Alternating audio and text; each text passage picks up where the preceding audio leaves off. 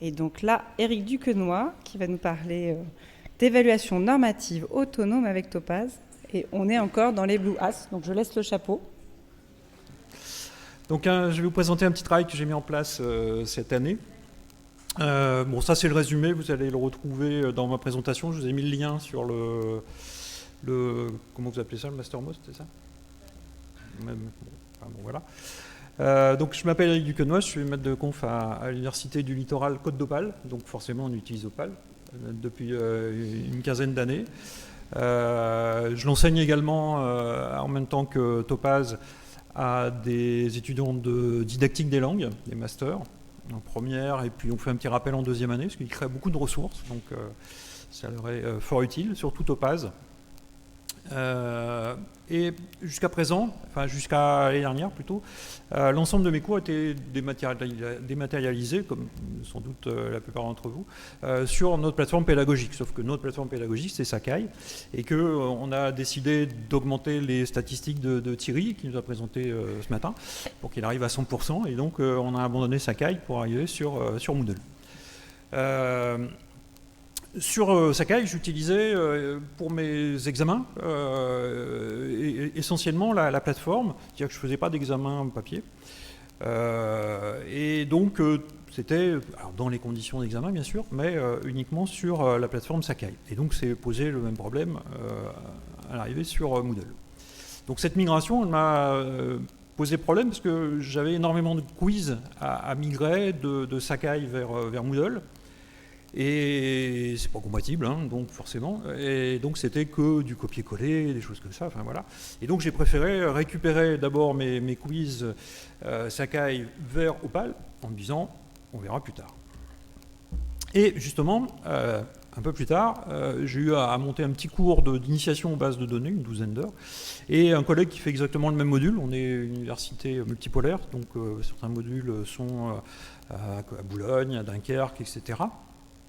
Me dit, moi je fais pour ce module-là des quiz d'auto-évaluation à la place de l'examen développés sur WIMS. Et il me les proposait, livré clé en main. Alors pour ceux qui ne connaissent pas WIMS, hein, c'est une plateforme d'apprentissage en ligne, on pourrait presque s'en servir comme d'un LMS à la limite, mais dont le point fort c'est surtout, c'est un exerciceur, c'est un super exerciceur, et il est très orienté gestion de l'aléatoire, c'est-à-dire que deux élèves qui passent le même examen en même temps ne vont pas avoir les mêmes questions, pas forcément dans le même ordre, pas les mêmes énoncés, il y a de la variation. Donc il y a plein d'outils dans WIMS qui permettent de créer ces variations. Donc en conséquence de ça, je me suis dit, bon voilà, migrer mes quiz Sakai vers Moodle, c'est fastidieux. Et puis, est-ce que les examens sont encore pertinents? Alors ça, c'est le collègue en question, qui s'appelle Jocelyn Druel, qui a fait une présentation dans le dernier congrès WIMS de l'année dernière. Vous pouvez aller voir, je vous ai mis le lien et vous allez le retrouver dans ma présentation. Sur justement, j'arrête les examens, de manière un petit peu provocante, hein, mais alors, qui n'est adapté qu'à certains types d'enseignements, évidemment, hein, bien sûr, mais heureusement, les miens s'adaptent assez facilement à ça. Alors, j'avais plusieurs solutions, me mettre à WIMS, mais bon, je commence à prendre de l'âge, et je me suis dit, bon, s'il faut que je me mette à WIMS, je ne verrai peut-être pas la fin du projet. J'avais commencé à regarder quand même, hein, mais c'est un peu fouillis quand même, WIMS. Par contre, je connaissais relativement bien Topaz, et je me suis dit pourquoi pas essayer de faire quelque chose un peu équivalent, de s'inspirer un peu de WIMS pour faire quelque chose d'équivalent, avec un petit plus, c'est que via la norme SCORM, je peux récupérer mes scores sur Moodle, alors que WIMS, ça ne se fait pas encore, ou enfin bon, on passe de le faire, mais c'est pas encore parfait. Et puis bon, au-delà de ça, bon, évaluer des connaissances, bon, ça c'était pas très difficile à mettre en place avec les quiz Opal, mais aussi peut-être évaluer des savoir-faire. Alors ça c'est une autre dimension qui s'inspire du PICS. Alors là aussi, petit point de définition, hein. Le PICS, c'est ce qui a remplacé les certifications C2I, B2I. Bon, je suppose que tout le monde a entendu parler de ça. Et ça évalue non seulement des connaissances, mais aussi des savoir-faire. Alors un petit exemple hein, de question PICS, c'est une question en fait sur la manipulation d'un agenda. Vérifier que vous savez manipuler un agenda. Donc on a un énoncé ici où on annonce un événement qui s'est produit et on demande un renseignement sur cet événement. Donc la manip, en fait, alors c'est une manip très basique, basique, hein, tout le monde sait faire ça ici, mais quelqu'un qui est un peu débutant en informatique, enfin en numérique en tout cas, ne saura pas forcément manipuler correctement un agenda pour trouver l'information. Et ce qui est intéressant, c'est que cette manip conduit à trouver un mot ou une expression, ici c'est une expression, et à la saisir dans un texte à trous. C'est-à-dire qu'avec un texte à trous, on va pouvoir évaluer une compétence pratique. Alors, en essayant de s'inspirer de tout ça, donc, je me suis dit, voilà, qu'est-ce qu'il faut que je fasse? C'est une évaluation normative qui puisse être réalisée en autonomie. C'est comme ça qu'on procédait avec WIMS, donc en dehors des cours. Alors, sans limite de durée pour l'instant, parce que bon, je ne savais pas trop où j'allais. Bon, avec quand même une date limite, il faut bien qu'à un moment donné, je récupère des notes. Alors sans limite de nombre d'essais, il n'y a que le dernier essai qui compte, donc les étudiants le savent évidemment, hein, donc là où ils s'arrêtent, c'est cette note-là qui compte, réalisée avec Topaz bien entendu, et puis tant qu'à faire, essayer d'avoir un schéma Topaz réutilisable pour d'autres parcours. Hein. Et la collègue de tout à l'heure a évoqué le nom de gabarit, c'est un petit peu finalement l'idée, hein, d'avoir un gabarit réutilisable. Alors, les contraintes, donc autonomie en dehors des cours, il faut que le score puisse être envoyé au LMS de manière automatique. Bon, ça, j'ai testé d'abord avec Scorm, c'est la première chose que j'ai faite, et ça fonctionnait très bien. Alors, des questions différentes à chaque tentative, voire même des parcours différents. Donc ça, on va voir un peu comment on peut faire ça sur Topaz. Et puis, bon, des choses comme alors ça, c'est plus, je dirais, qualitatif, un nombre de questions qui soient suffisamment dissuasifs pour éviter que l'étudiant demande à son copain de le faire à sa place, hein, puisque, évidemment, ça va être fait en autonomie.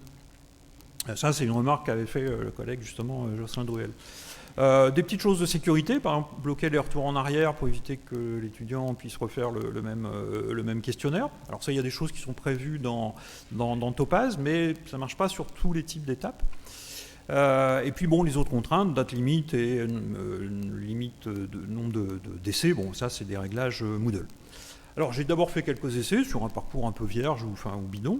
Première chose, le quiz Topaz, il s'ouvre dans une fenêtre surgissante. Or, les navigateurs n'aiment pas tellement les fenêtres surgissantes, il faut les autoriser.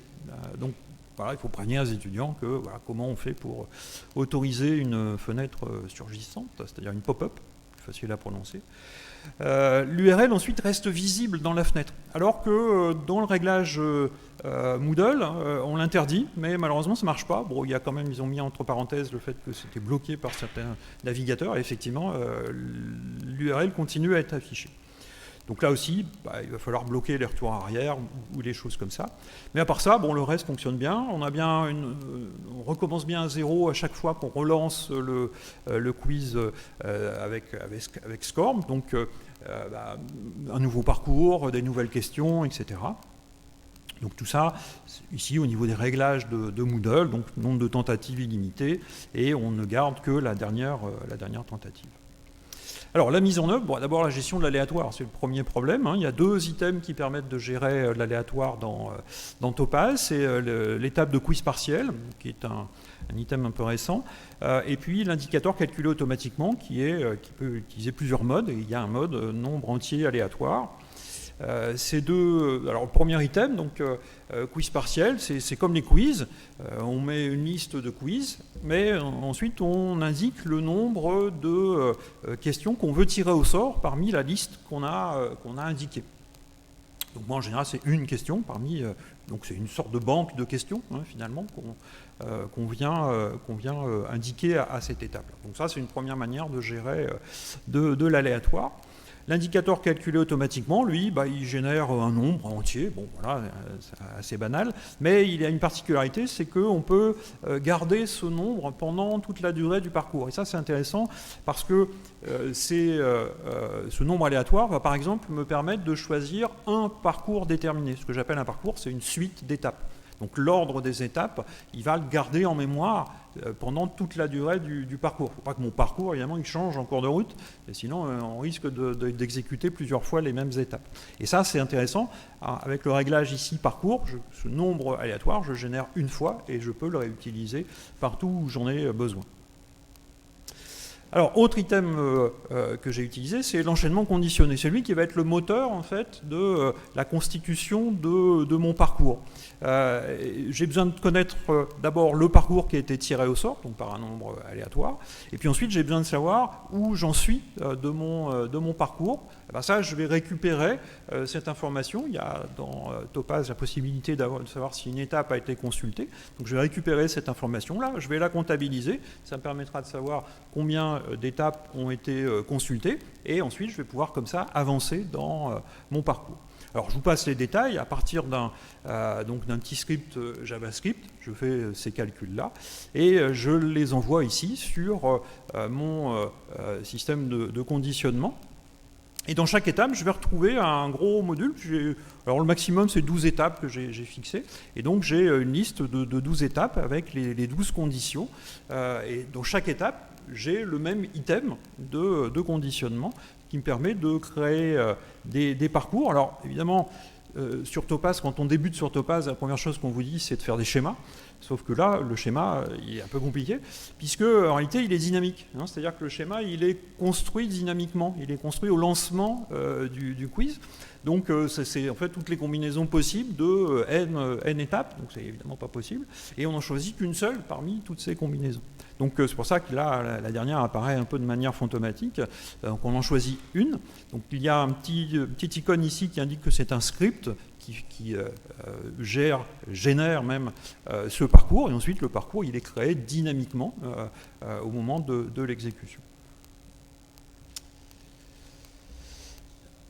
Alors, donc, comment générer le parcours automatique? Il y avait deux solutions, il y avait deux voies, soit complètement aléatoires, bon, voilà, on génère une suite, j'ai 10 étapes, je crée un parcours où je commence par l'étape 2, ensuite l'étape 1, etc., etc. Bon, voilà, ça c'est une solution que j'ai implémentée. Mais une autre solution, c'est aussi de se dire, oui, mais peut-être que d'abord je voudrais avoir les questions faciles, ensuite les questions difficiles. Donc là, je vais créer des tableaux dans lesquels je vais mettre les numéros d'étapes, et puis je vais faire un tirage aléatoire de ces tableaux. Donc j'ai implémenté les deux solutions, puis en fonction de mes besoins, j'utilise l'une ou l'autre. Ce qui fait que je commence à avoir des réglages dans mon système, et donc je me suis créé un fichier de réglages.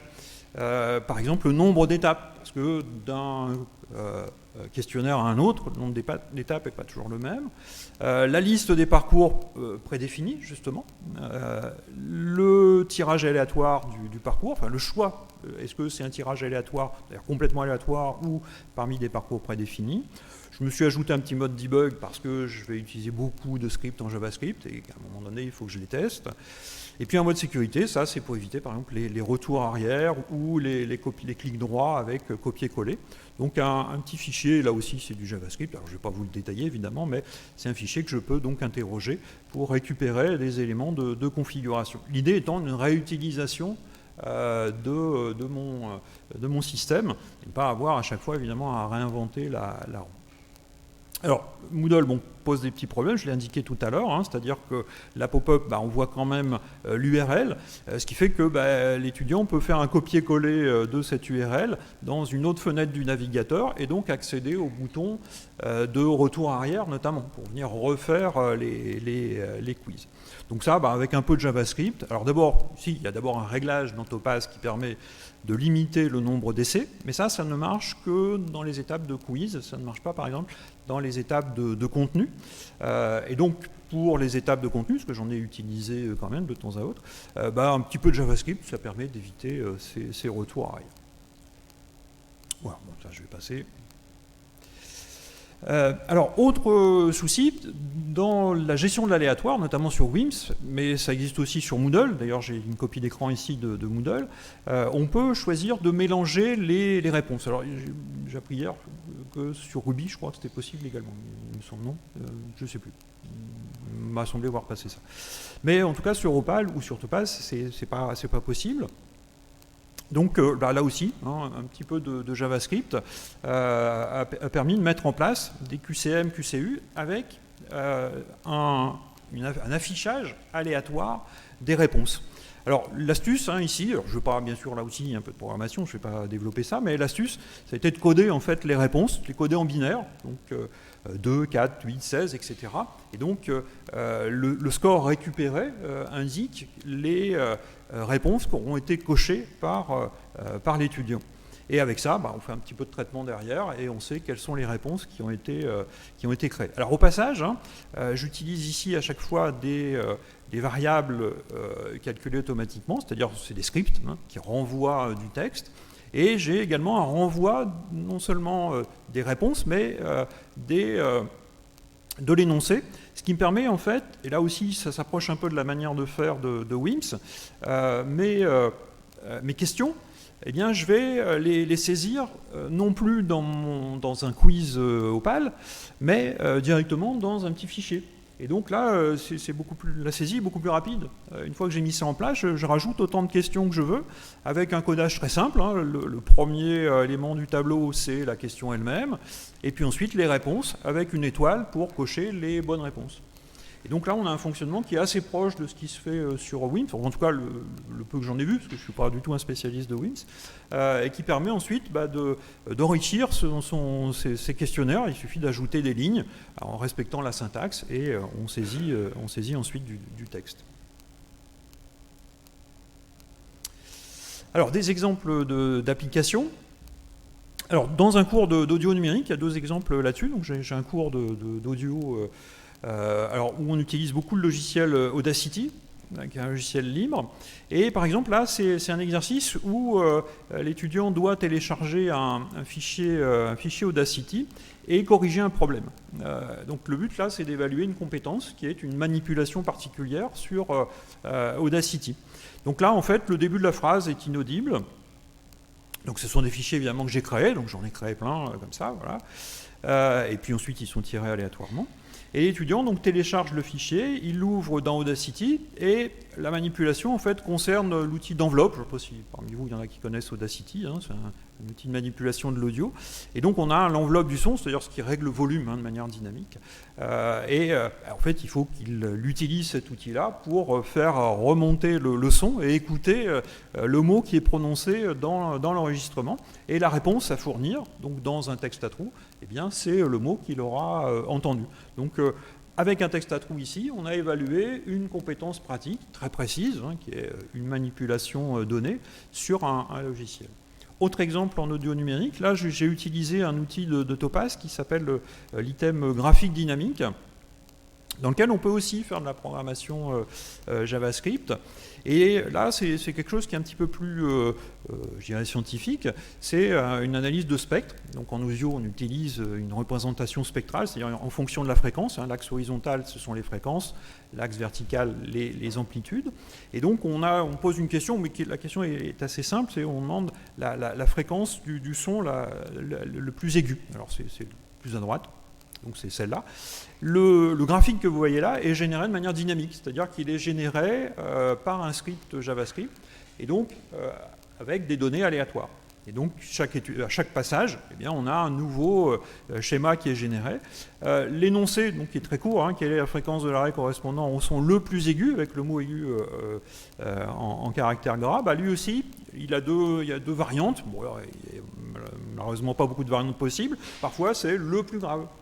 Donc là aussi, c'est un script JavaScript qui permet de générer ça. Et puis les réponses qui sont ici sont elles aussi générées aléatoirement, sauf évidemment la bonne réponse. Enfin, elle est calculée à partir des données qu'on a utilisées pour le graphique. Et les autres sont générées également aléatoirement dans un ordre qui est également aléatoire. Un autre exemple, alors je passe tout ça parce que c'est ce que je viens d'expliquer. J'ai un cours sur les feuilles de style, donc les CSS. CSS, c'est quoi en programmation web, c'est un fichier qu'on met à côté de son fichier HTML, qui lui contient essentiellement le texte, et qui détermine le style qui va s'afficher, en particulier ici. Alors là aussi, c'est sur de l'initiation, donc c'est très basique. Les couleurs, couleurs d'écriture, couleurs de fond, et puis l'alignement du texte, ici centré, ou à gauche ou à droite, etc. Donc là, il y a trois éléments de style. L'énoncé que vous voyez ici, il est également généré par le script JavaScript. Les couleurs choisies, l'orientation du texte, l'alignement du texte centré, gauche ou droite, c'est également généré aléatoirement.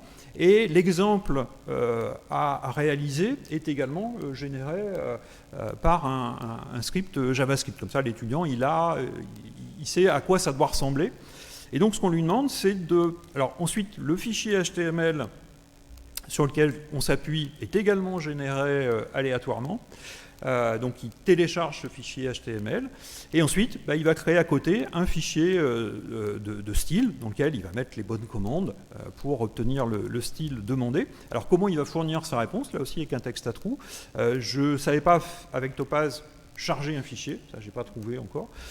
Donc ce que je demande à l'étudiant, c'est de copier-coller le contenu du fichier CSS et de venir le coller dans la boîte de dialogue qui est là. Et ensuite je fais une analyse de ce qui me rend. Alors comme il y a un certain nombre d'éléments à évaluer, dans cet exercice-là, et la petite série autour des CSS, il y a un petit plus qui est à la fin ici, qui est de fournir des commentaires un peu spécialisés. Alors on le voit surtout sur le dernier ici, où là on indique les erreurs. Donc là, comme j'ai rien répondu, j'ai le maximum d'erreurs.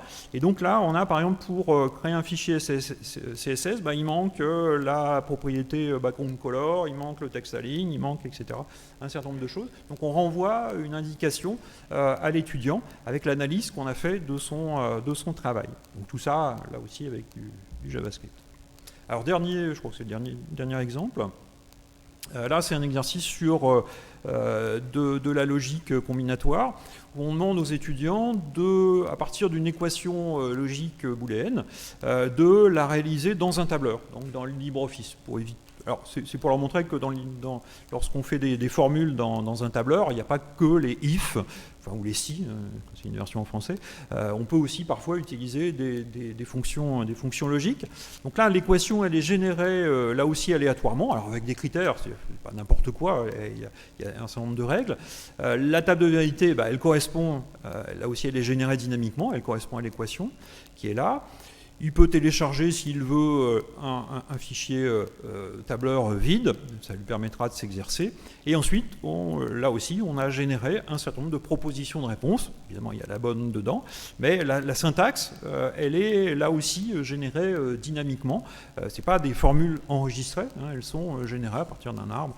Et puis, on construit la formule et les propositions fausses également.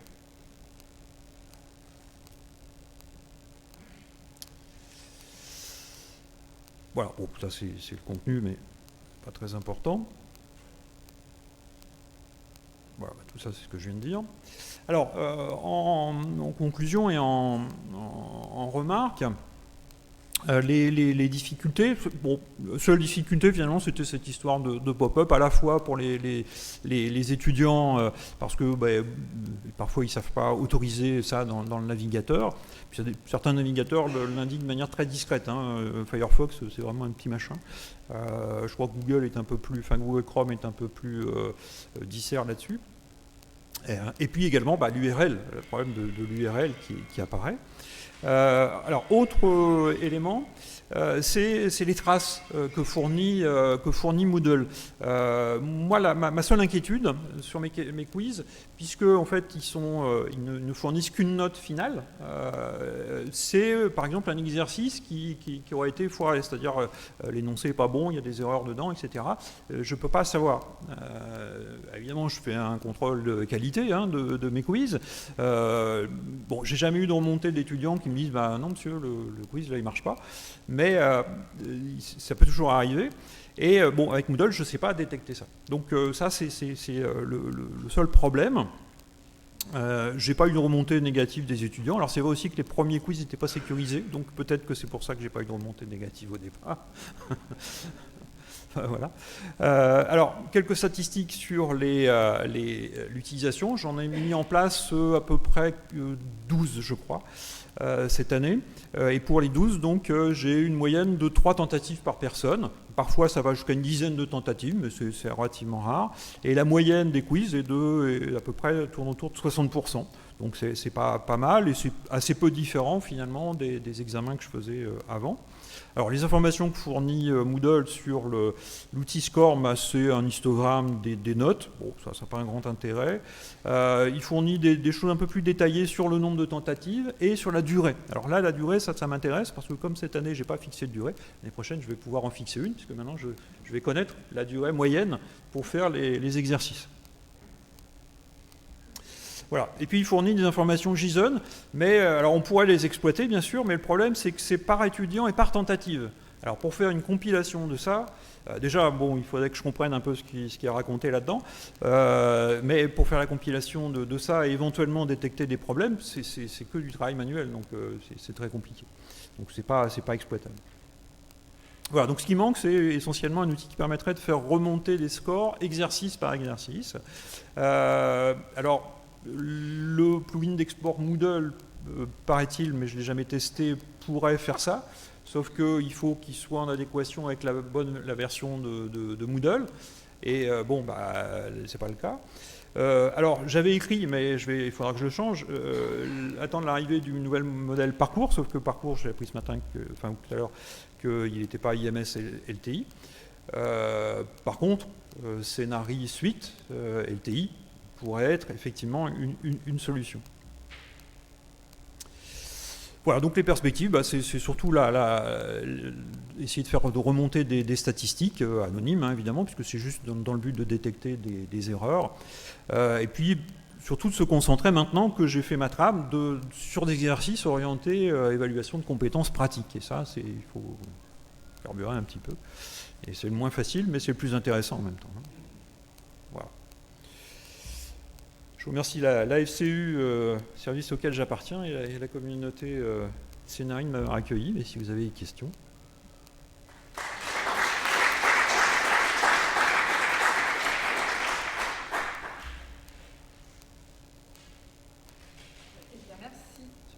C'est bon. Sur le bouton vert.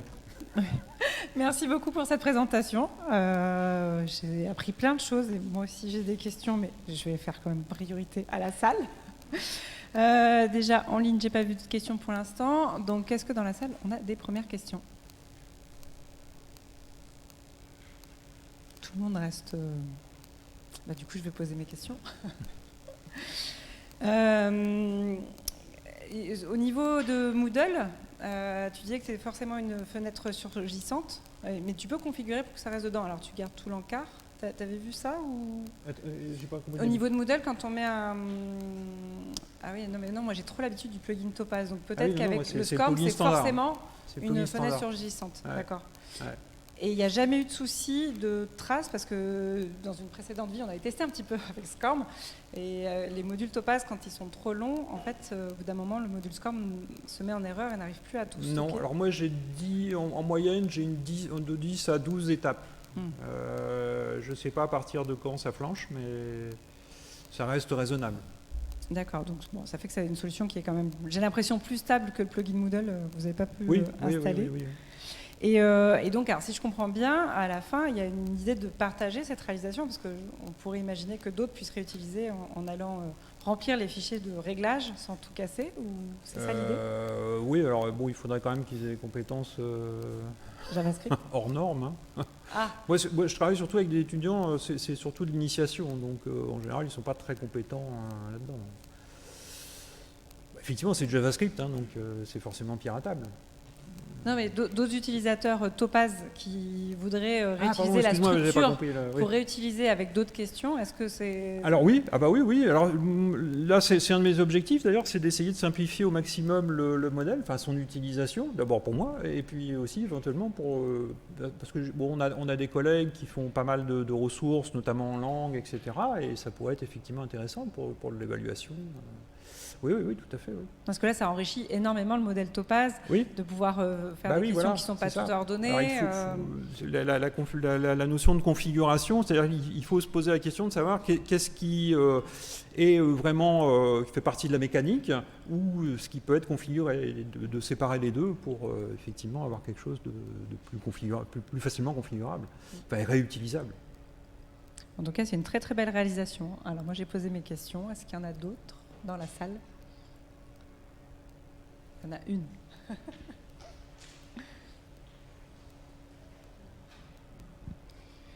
En regardant la présentation, ça m'a un petit peu fait penser aux logiques de banque de questions qui existaient à l'époque dans Quetzal et donc nouvellement dans Ruby. Oui. Je ne sais pas si tu as eu l'occasion de les tester, de comparer, pas du tout parce qu'à ce moment-là ça n'existait plus. Non, Ruby, je l'ai jamais testé, non.